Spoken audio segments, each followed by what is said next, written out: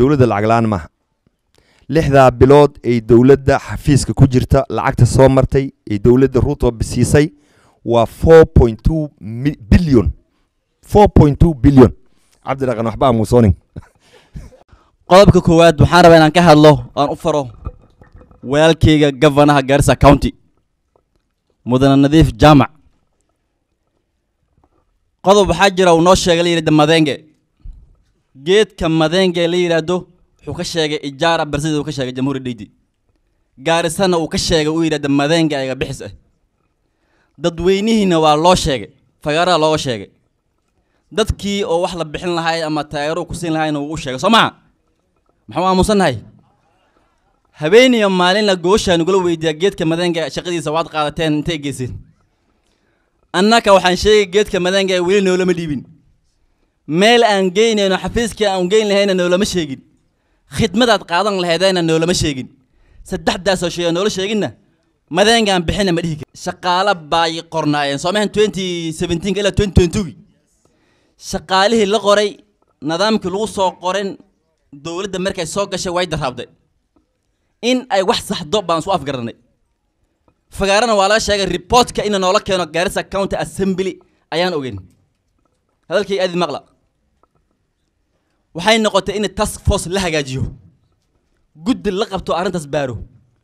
guddiga maxkamad baa isku aaday waxay noqotay in la burburiyo haddana dib baa isku noqday waxa la yiraahdaa maxkamadaas la aaday high court bay martay labor court bay martay wixii waxaan ogaanay inuu soo afjarmay isku afgartay in dib loo hagaajiyo guddi la saxo wixii halaabsan la hagaajiyo Soomaan aan u maleen walaalkay Abu Bakar calacal buu ku bilaabay anigana waan raacin inigoo raalli anaga intiina la soo doortay waxaan joognaa 7 bilood alxamdulillah dibka ugu weyn Gaaris maanta waa awaar ana meesha laga soo doortay baraki ilaa imadoogash booyada biyaha waa 30,000 shilin haddaan been sheegay 20 beri oo isku xigta dawladda biyo kamaan helin hay'ad la dhaho NDMA iyo Save the Children ma ka helna waxaa nasiib darre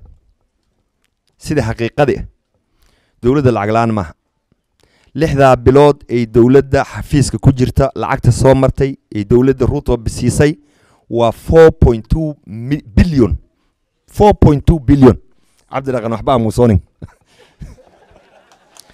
4.2 billion shilling dawladda Nadiif Jaamac haday masquul meel ka dhistay lixdaa bilood ani shaqadan iskaga tagay xaqiiqo way maalin kasta inaan oynoon dhahna hay'adaha la soo gargaaro dawladda la soo gargaaro war gargaarkan u baahanna maxaa way 4.2 billion haddaad nus mushaar ku bixiso nuska kala biyo iyo macaawin iyo raashin iyo baasari weydeeq hadda nin baa inta ka dhawaajiyay arrimaha baasariga ummadda kale ee county-yaasha county-ga ugu yar baa 150 million ayay bixisay anaga waxaana loo dhiibay foomyaal ani 400 oo foom baan hayaa uma leeyahay lacagta in la helay وحقيقة لعقتها إن لهلاي ومملينها walaalkay nadiif jaamac waxaan ka jecelnahay male ani waan soo dhisay meel uu aado waan la istaagay ilaa ay huluqo kuuriisan la raaday keyga kiisa iga darna laakiin jidkii habeen laga dhuma dharaa loo soo noqoy wax qayli ku wada male maxkamad kuma socoto anaga 48 xubnood ee county assembly waa ayidsan 6 MP ee la soo doortay dawladan way ayidsan yihiin mudane heena wasiirka CS defense ako nyuma yake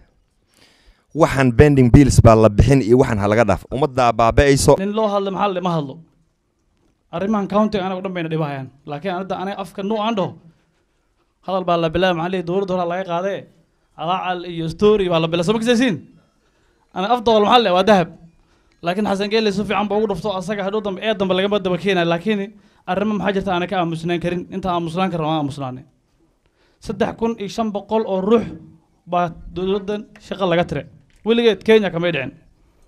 haba dhacday maxal lacag laan baa jirta lacag markay imaato bishar baa ku bixi in horumarkeena iyo wax baa la sheegay waan aqbalnay waan heshiinay deputy governor meesha uu fadhiya anagaa support gareyna in la dhaho wage billka meesha 35 laga rabay 75 oo maraya dadka oo dhan waa la wada daadiye hadda dhalinyarada waa ilmo akhristeen oo fees laga soo bixiyo horumar u jeedaan it appeared before employment court before judge Bayram Ongai ilmihii maxaa la dhahay wixii si fiican lagu qoray oo xaanshi haysto board camera 1400 wiil gabdha anaga aan dhalnay wax ka imaada marsabid ma jiro wax isiilo ka imaada ma jiro ilmihii countigan 1400 baa board hortageen 942 yaa la dhahay waa sax si sax baa lagu qoray si daacad baa lagu qoray ee hal iska dhaafo lacagta countiga ruux ma artay wali account lacag ku diray account lacagta anaga ma iska leh dawladda ka imaata Soomaa wax oo ruux oo xaq lagu qoro waxa ugu nacabto mishaarkiisa meesha waa xasidnimo kala oo gaar ah anagana ma yeelayno and I think this speaker and ugu fadhiya there's a judgment supporting the claim anaga as a county assembly we are custodian of procedures speaker and waxaan rabaa inuu arrinta iyadan uu ka hadlo uu sheego